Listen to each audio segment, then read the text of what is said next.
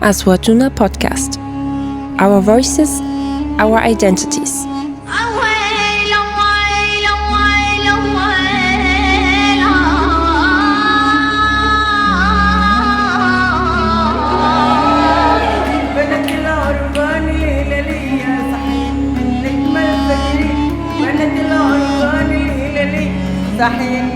أوها بديار رماني، أوها حلوة ملفاني، أوها حلفنا ما نقطفها، أوها لعرس شفاء السلامة.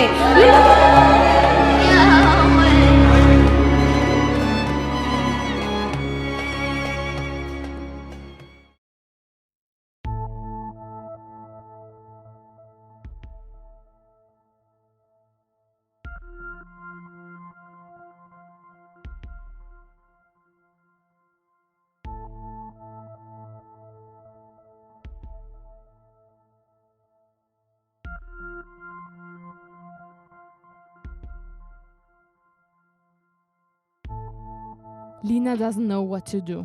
She is shocked. Should she speak to someone? Can she trust anyone? What does she say? How long can she wait? Does she wait till the date of her period to know? She takes a moment to think. She turns to Ahmad. "We need to find a plan B," she says. He looks back at her and tries to calm her down, but he himself was freaking out. "We need to speak to someone or else I'd be killed," Lina says to Ahmad before leaving his house together.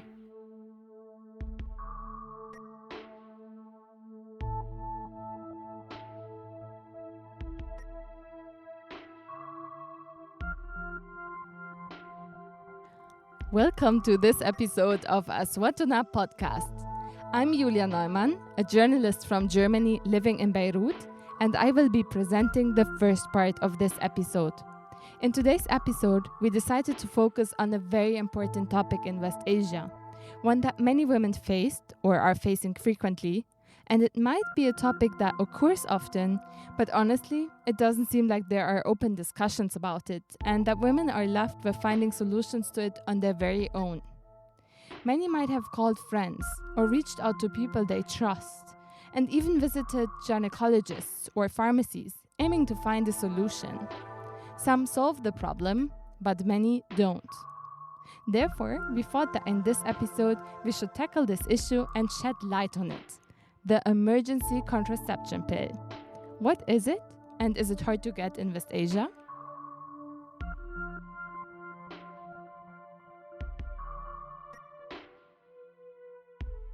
The emergency contraceptive pill can prevent pregnancy after unprotected sex. It is also called Plan B or morning after pill, but you don't actually have to wait until the next morning to take it. You should better take it as soon as you know something might have happened for it in order to be most effective.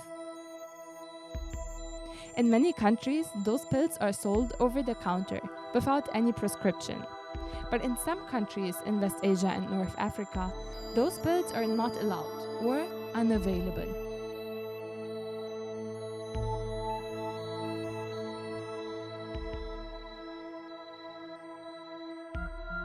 The topic of contraception is a huge field. Therefore, we would only like to take a glimpse at it, with specifically focusing on the morning after pill.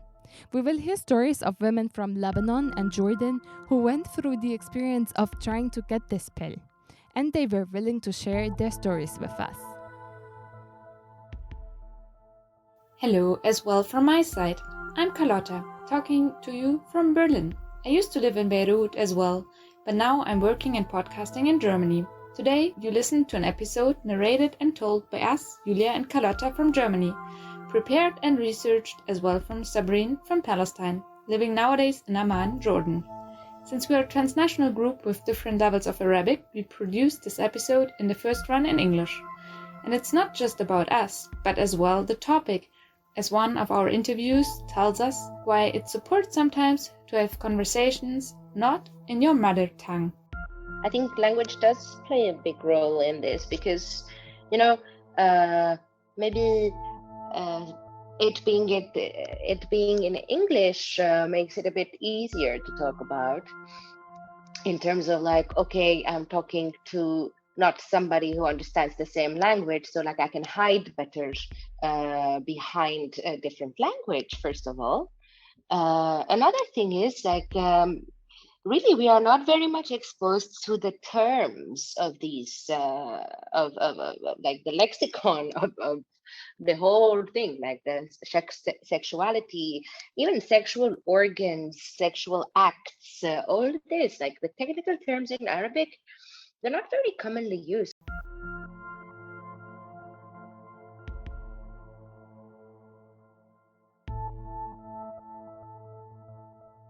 So it seems we're already in the middle of another story.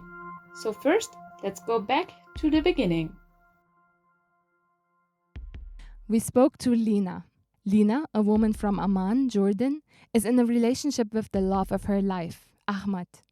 They have been seeing each other for over 4 years now, but because they are both not ready yet to get married, they decided to hold off announcing their relationship to their families until they are ready to officially be together in marriage. We tried to interview Lina, but because this is a very sensitive topic still, she decided to share her experience with us under one condition, that we rewrite the story and not let her speak directly.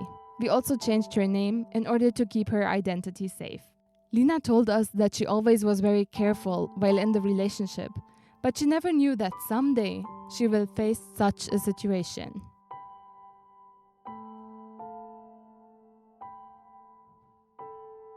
She leaves her work one Thursday afternoon and heads to Ahmad's apartment to spend the evening. They have a few drinks, it's pretty chill, and then they get closer to each other. Normally, they are very careful, and as always, Ahmad puts on a condom. But for their bad luck, after the sex, they make a discovery. The condom they were using has a hole. Lina freaks out and jumps out of her place. She needs to find a solution quickly. She looks at Ahmad and asks him to think with her of whom they could speak to in order to solve the issue. Ahmad tells her that they can check in the pharmacy for an emergency contraceptive pill, and it should be taken within 72 hours after the act. They both get dressed and leave the apartment, heading to a pharmacy. At the pharmacy, they have to lie and say they are married, because it's a social taboo to ask for such a pill in Jordan. Even though not asking for a marriage contract, the pharmacist tells them that this pill isn't available in Jordan, and he cannot sell it to them. Lina freaks out even more. They sit in the car, thinking of what they should do now.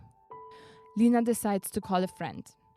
She tells her what happened and asks her for her advice.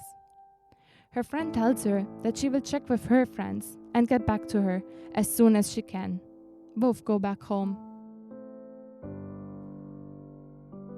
They wait and wait, while the friend is reaching out to friends and friends of friends, mainly women, through small networks. And finally, she manages to find someone flying into Jordan the next day, coming from another country and willing to bring the pill along. Lina is thrilled about the news and extremely happy that her problem was solved quickly. The next day, she meets the woman who brought her the pill, whom she doesn't know and who she was lucky to arrange a meeting with through people that knew the friend of a friend of a friend. The network solved her problem. Why is it so hard to get the pill? Why did Lina have to go through all of that only because the pill isn't allowed to be sold in Jordan? Is it allowed anywhere else in the Levant? Sabreen told us. In the West Bank, for example, Palestinian women bring the pills from the Israeli pharmacies for around $31 each pill. Many ask for the help of people they know who can cross the checkpoints into Jerusalem, and the ones that don't know anyone have to look for someone within their circles. People move pills on the borders, secretly, or bring it from other countries. And how is the situation in Lebanon? Carlotta brought us a story from Lebanon and met Zaatar online. Zaatar is a woman from Beirut. She loves life and she loves Zaatar. and has Lebanese everyday life struggles, such as the lack of electricity. Zaatar isn't her real name, and it's not just her story, but the story of many Lebanese women. She will tell us more about the situation concerning contraception with her story. Experience with the morning after pill was it's years and years ago. One main thing, of course, other than the fact that it was like a bit of something wrong that you had done, that you had to go to the pharmacy, that you had no choice, but not only you had sex before you get married, but also chances are you had irresponsible, unprotected sex, which is, also a little bit of a no-no, like how come? So Zaatar felt quite uncomfortable in this situation, but there was a difference to Lina's story. I remember the guy I was with did not even really offer any sort of support. I had to do it myself. I had to pay for it myself. I remember leaving his house, sitting on a bench like that in the middle of the street, and crying a little bit, and just thinking like, how am I going to do this? And I have to do this. And so I went and did this, and it wasn't, I remember we didn't have a lot of options as well. I think we had one kind or two kinds, and it was also quite expensive for me at the time. The Plan B pill here costs around 281,000 Lebanese pounds, which is a huge amount of money, especially with the huge inflation in the last 2 years.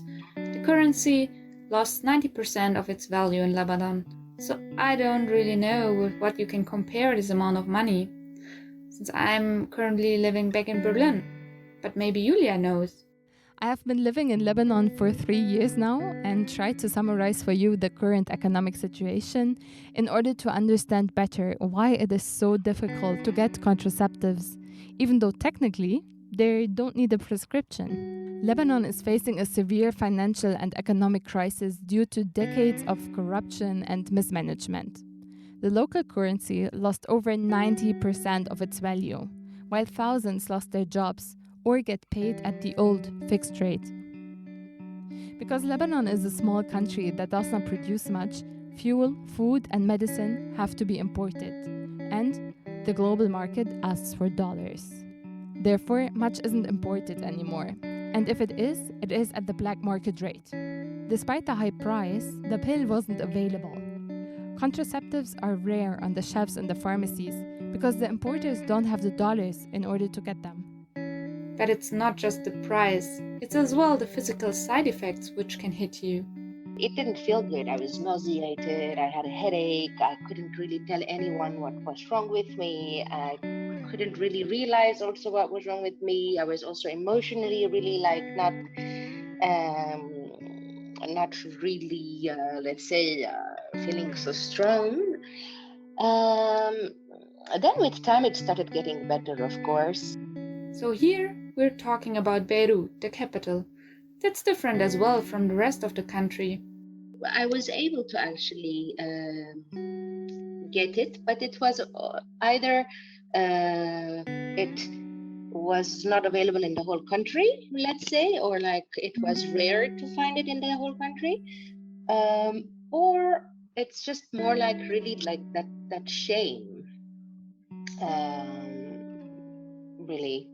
And also I'm sure other people have different experiences, because it also depends on the pharmacist, on the person that is behind the counter and everything. And what Zaatar tells us that it can be even worse and full of public shame if you know the person behind the shelter. I had to go to a pharmacy that is away from my parents' house, close to my parents' house, just so I don't bump into somebody, or the pharmacist himself or herself would be, they would know one of my family members and they would say something. And I think it's so interesting because there are so many parts in the story me from Germany I can kind of relate to, in the way you feel not very comfortable. Like some years ago, here in Germany, you always needed to go to the doctor to get a prescription for the pill. And there were some doctors who didn't want to give you the prescription. It changed. Now you go to the pharmacy and you have this interview where the pharmacists are asking you behind the curtain, but still in the pharmacy, so it's still a bit weird. I mean, the data should stay anonymous, but it depends on which pharmacy you sit. Maybe you know the person, kind of. They ask you about how it happened and so on, so it can be kind of embarrassing. It's also embarrassing when they're asking for 1 million prescriptions from doctors and stuff when the plan B has like a time limit anyway. So it's not like you can wait forever to have it, for it to, like, you have to get it ASAP for it to be most efficient. In my conversation with Zaatar, we came to the point that this topic in Lebanon goes way beyond the question of self-defined living and sexuality, but about who counts as a human being in this world of nation-states, where nationalities define your rights and access to education, health systems, etc.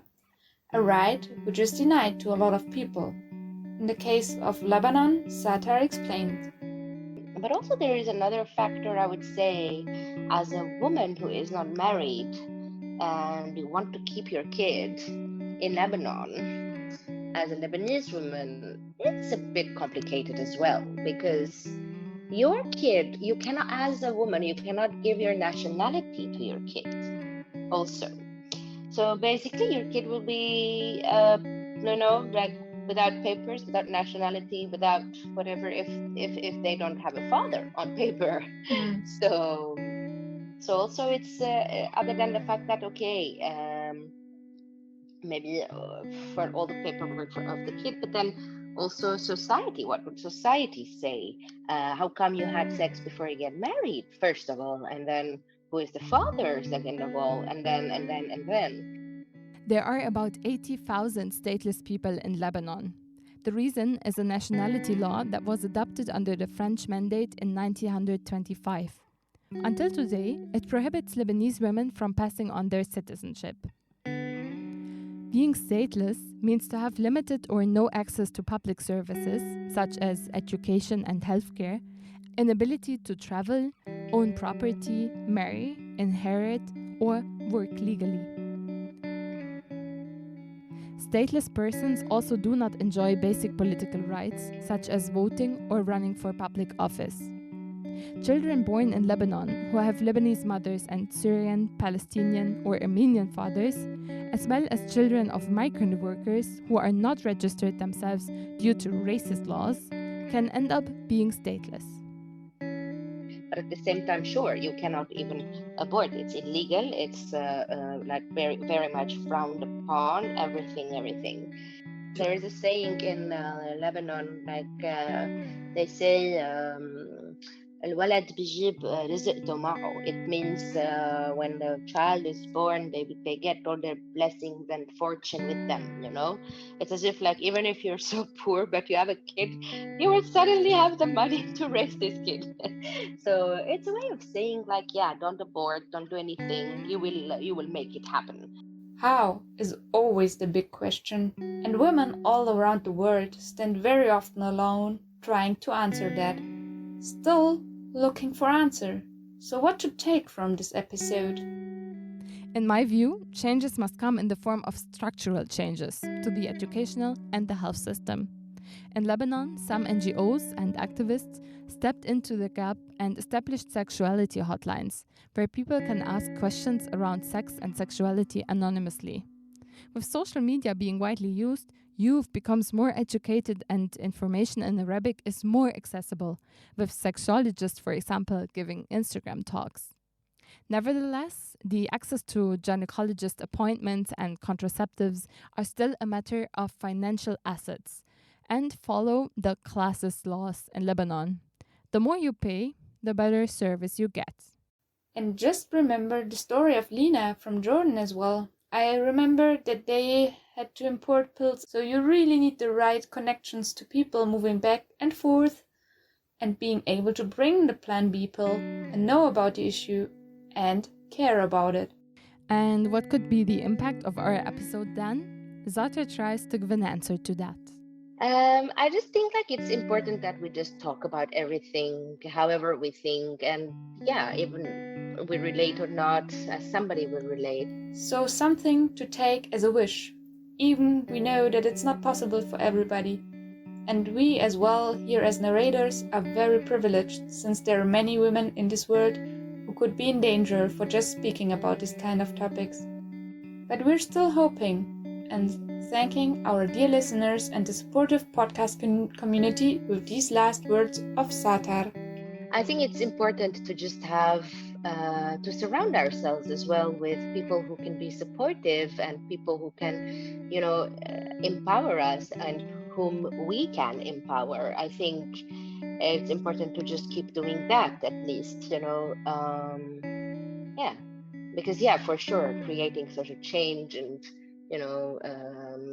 changing mentalities and whatnot is also pretty important. And we were with you, Julia, Carlotta, and Sabreen.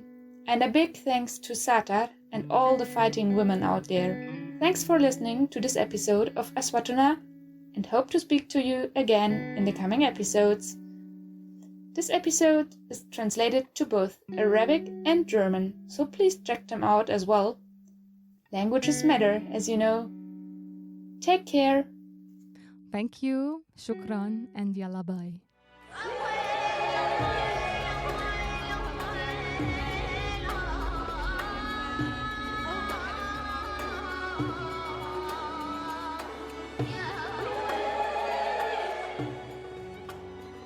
Thanks for listening to Aswatuna Podcast, a podcast project that is implemented by the associations Nahostcast and Midost and supported by the German Federal Foreign Office.